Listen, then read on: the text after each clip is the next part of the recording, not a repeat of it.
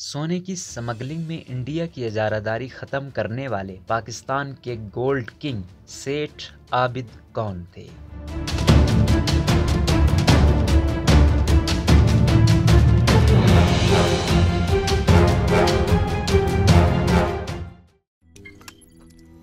रोजनामा कुदरत की वीडियो देखने के लिए अभी YouTube चैनल पर सब्सक्राइब करें और बेल आइकन पर भी क्लिक करें। सेठ आबिद का नाम पहली बार इंडियन प्रेस में उस वक्त सामने आया जब सन 1963 में टाइम्स ऑफ इंडिया ने खबर दी कि पाकिस्तान के गोल्ड किंग के इंडिया में रवाबित हैं, जबकि उनके बहनोई को दिल्ली में सोने की 44 ईंटों के साथ गिरफ्तार किया गया है। अप्रैल 1958 में लाहौर जाने वाले एक मुसाफिर को कराची एयरपोर्ट पर रोका गया तो उनके पास से 3100 तोला सोना बरामद हुआ। कराची कस्टम हुकाम ने जब प्रेस हैंड आउट में बताया कि उन्होंने 2000 तोला सोना जब्त किया है तो पुलिस की तहवील में मौजूद इस मुसाफिर ने उनकी तस्दीक की कि ये 2000 नहीं 3100 तोले सोना था। ये शख्स जल्द ही जेल से रिहा भी हो गया और सिर्फ 5 माह बाद ही कसूर के करीब वाक़ एक सरहदी गांव में नमूदार हुआ, जहां उसे अमृतसर पुलिस से बचने के लिए सोने की 45 ईंटें छोड़कर फरार होना पड़ा। 6 साल बाद ये शख्स दिल्ली पुलिस की गिरफ्तारी से बचने के लिए 12 में मंजर आम पर आया जब वो चांदनी चौक में मोती बाजार के एक ताजिर के सामने सोने का एक मुआहदा कर रहा था। ये शख्स तो पुलिस से बच निकलने में कामयाब हो गया, लेकिन इसका एक साथी पकड़ा गया और पुलिस ने उससे सोने की 44 ईंटें भी बरामद कर ली। लाहौर से निकलने वाले एक अखबार ने सन 1977 में उस शख्स को कुछ ऐसे बयान किया: गोल्डन मफरूर, गैर मामूली शख्स, बेस बदलने का माहिर और लूमड़ी जैसा मक्कार।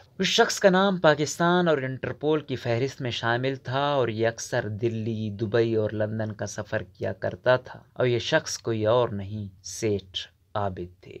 जर्मन बैंकर जैकब फोगर अगर जिंदा होते तो वो भी शायद इनसे मुतासिर होते। सेठ आबिद जो 85 बरस की उम्र में वफात पा चुकी है, उन्हें पाकिस्तान में गोल्ड बादशाह की हैसियत से भी जाना जाता है और उनका शुमार उन अमीर तरीन अफराद में भी किया जाता है जिनकी दौलत का इन्हिसार सोने की स्मगलिंग पर था। स्मगलिंग के कारोबार में सोने का बादशाह बनने के लिए किसी को भी सरहद के आर पार अपने नेटवर्क कायम करना होते हैं और रियासती अशराफिया और सरकारी अफसरान के साथ ताल्लुकात भी कायम करना होते हैं। इसके अलावा मुआशरे में अपना मकाम कायम करने के लिए इखलाकी बुनियादों पर खैर सगाली का एक वसी निज़ाम भी कायम करना पड़ता है। सेठ आबिद का उरूज पाकिस्तान और इंडिया की सरहद की तश्कील के साथ ही सामने आया। वो कसूर के सरहदी इलाके में पैदा हुए और वहीं पर पले बढ़े, जहां उनकी शेख तिजारती कबीले के मेंबरान हिंदुस्तान की तकसीम से पहले कलकत्ता से चमड़े की तिजारत करते थे। सेठ आबिद सन 1950 में उस वक्त कराची मुंतकिल हो गए जब उनके वालिद ने कराची के सराफा बाजार में सोने और चांदी का कारोबार शुरू किया। कुछ ऐसे माहीगीर जो दुबई से कराची सोने की स्मगलिंग करते थे, उनसे मुलाकात के बाद सेठ आबिद ने सोने की स्मगलिंग की दुनिया में कदम रखा। 25 की दहाई के इख्तिताम तक उन्होंने एक माहीगीर कासिम भट्टी के साथ मिलकर पाकिस्तान में सोने की स्मगलिंग में अपनी इजारादारी कायम की। सेठ आबिद का शुमार उन स्मगलरों में होता है और पाकिस्तानी तनाजुर में सोने की स्मगलिंग और स्मगलिंग की मईशत में इंतहाई अहम थे। उनकी ताकत कराची के बंदरगाह, पंजाब की सरहद, हुकूमती इंतजामिया और सियासी हल्कों में तो मौजूद थी ही, लेकिन वो सरहद की दूसरी जानिब और उससे भी आगे बहुत से काम सर अंजाम दे सकते थे। लंदन, दिल्ली और दुबई में अबूरी राब्तों के साथ सेठ आबिद ने 1950 से 1980 के दौरान इंडिया की सोने की स्मगलिंग पर कायम अजारादारी को खत्म कर दिया।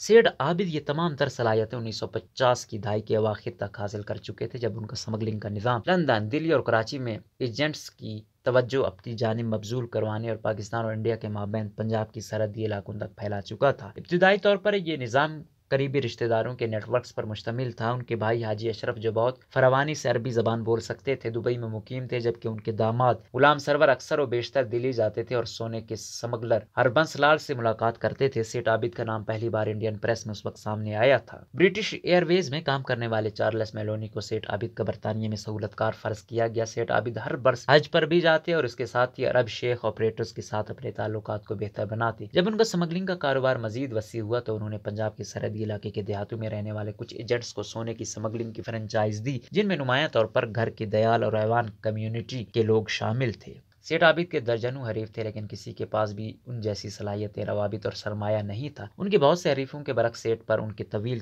कैरियर के दौरान कभी भी फर्द जुर्म आयद नहीं की गई, हालांकि उनके खिलाफ मुतअद्दिद FIR दर्ज की गई। 1950 और 1960 की दहाई में दुनिया भर में सेठ आबिद की स्मगलिंग की तिजारत ने फ़रोग पाया, जिसमें कभी कभी उन्हें रियासत की सरपरस्ती भी हासिल होती थी और लाहौर, कराची, दुबई और लंदन में सरमायाकारी और एहसासों की बदौलत उन्हें पाकिस्तान के सबसे ज्यादा दौलतमंद लोगों में शामिल किया गया। 1970 की दहाई में सेठ आबिद की स्मगलिंग اسمگلنگ کی وسیع کارروائیوں کو ذوالفقار علی بھٹو کی حکومت کے دوران کچھ رکاوٹوں کا سامنا بھی رہا اور ان کے کچھ اثاثوں پر قبضہ بھی کیا گیا۔ سن 1974 میں کچھ ایسا ہوا جو کسی نے بھی سوچا نہ تھا۔ لاہور شہر میں سیٹ عابد کی رہائش گاہ پر پولیس کے ایک بڑے چھاپے میں پاکستانی کرنسی جس کی مالیت تقریباً 12.5 ملین تھی برآمد ہوئی۔ اس کے ساتھ ساتھ 40 لاکھ مالیت کا سونا، 20 لاکھ مالیت کی سوئس گھڑیاں بھی قبضے میں لی گئیں۔ اس چھاپے میں لاہور پولیس نے 3 گاڑیاں اور درجن بھر گھوڑوں کو بھی اپنی تحویل میں لیا جنہیں غیر قانونی سامان کی نقل و حمل کے لیے استعمال کیا جاتا تھا۔ اخبارات نے اس خبر کی سرخی کچھ ایسے لگائی: پاکستان کی تاریخ کی اسمگلنگ کا سب سے بڑا کیس اور پاکستان کے گولڈ کنگ سیٹ عابد پر عالمی سطح پر اسمگلنگ کارروائیوں میں ملوث ہونے کا الزام لگایا گیا۔ وزیر اعظم بھٹو نے سیٹ عابد انٹرنیشنل اسمگلنگ کیس کے لیے خصوصی ٹریبونل قائم کیا۔ اس ٹریبونل نے درجنوں گواہان کے بیان ریکارڈ کیے جبکہ متعدد وارننگ کے باوجود سیٹ عابد ٹریبونل کے سامنے پیش نہ ہوئے۔ سیٹ کی گرفتاری کا معاملہ نہ صرف پاکستانیوں کی روزمرہ کی گفتگو کا حصہ بن گیا بلکہ بھٹو حکومت کے لیے ریاستی رٹ کا بھی ایک ٹیسٹ کیس بن گیا۔ پاکستان میں انتہائی مطلوب شخص کی تلاش کے لیے ملک کی تاریخ کا سب سے بڑا آپریشن لانچ کیا گیا جن میں پاکستانی فوج، پولیس، رینجر اور نیول گارڈ کی چھاپہ مار ٹیموں کو تشکیل دیا گیا۔ کراچی میں سیٹ عابد کی رہائش گاہ پر بھی چھاپہ مارا گیا جہاں سے بڑی تعداد میں غیر ملکی کرنسی اور سونے کی اینٹیں برآمد کی گئی۔ سن 1977 میں جب کراچی کوسٹل گارڈ کو یہ اطلاع ملی کہ سیٹ عابد نارتھ ناظم آباد میں اپنی گرل فرینڈ کو ملنے آ رہے ہیں تو وہاں بھی چھاپہ مارا گیا لیکن اس سے پہلے ہی سیٹ عابد وہاں سے فرار ہو چکے تھے۔ ستمبر 1977 میں سیٹ عابد نے اپنی مرضی سے ضیاء کی فوجی حکومت کے سامنے رضاکارانہ طور پر ہتھیار ڈال دیے اور اپنے ضبط اثاثوں کی واپسی کے لیے بات چیت۔ اس سال دسمبر میں فوجی حکومت کی پریس نے بتایا کہ سیٹ نے لیفٹیننٹ جنرل جہانزیب ارباب کو جناح پوسٹ گریجویٹ میڈیکل سینٹر کی تعمیراتی منصوبے اور عباسی شہید اسپتال کی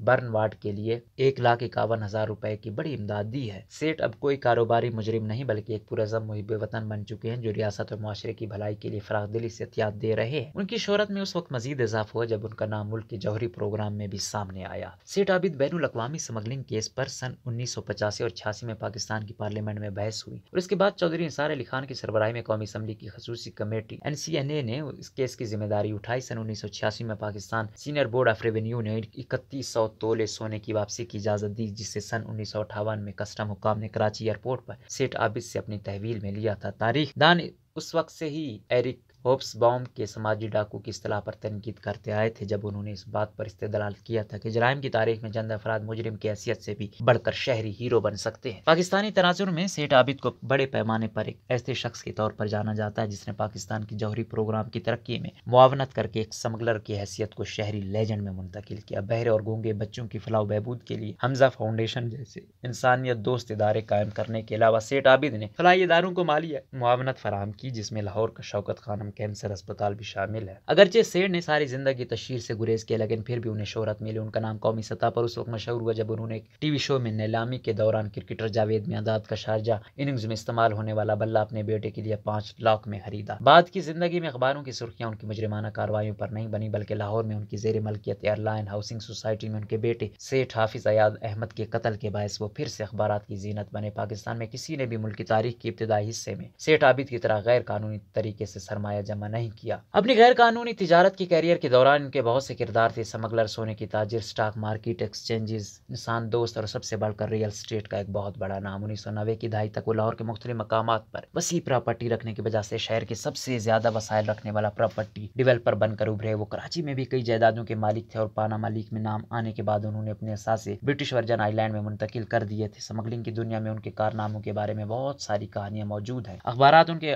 بارے میں مشہور بیان اور یہاں تک کہ سوشل میڈیا آج بھی سیٹ عابد کو رومانوی بنا کر پیش کرتا ہے اور ان کے فرار اور گلیمر سے بھرے زندگی پر بھی بات کرتا ہے۔ جب اخبارات نے انہیں بدنام زمانہ پاکستانی سونے کے بادشاہ اسمگلر کی حیثیت سے پیش کیا تو سیٹ نے اس کے خلاف احتجاج کیا اور اپنے آپ کو ایسے لوگوں میں سے ایک شخص کے طور پر پیش کیا جس نے سونے کو عام لوگوں کی رسائی تک پہنچایا۔ سرحدی کاموں کے بارے میں دنیا کے سامنے اپنے ویژن کو واضح کرتے ہوئے سیٹ عابد نے لاہور کے ایک اخبارات کے ایڈیٹر کو بتایا، مجھے سونے کا بدنام اسمگلر کیوں کہا جاتا ہے؟ میں اپنی بہنوں اور بیٹیوں کی شادیوں کے لیے سستا سونا فراہم کر رہا ہوں۔ میں معاشرے اور سیاست کے لیے عمدہ خدمات انجام دے رہا ہوں۔ کسی بھی تعریف اور پہچان کی بجائے میں بدنام ہو چکا ہوں۔ سیٹ عابد اب وفات پا چکے ہیں لیکن ان کی شخصیت آنے والے دنوں میں کئی اشکال اور معنوں میں زندہ رہ سکتی ہے۔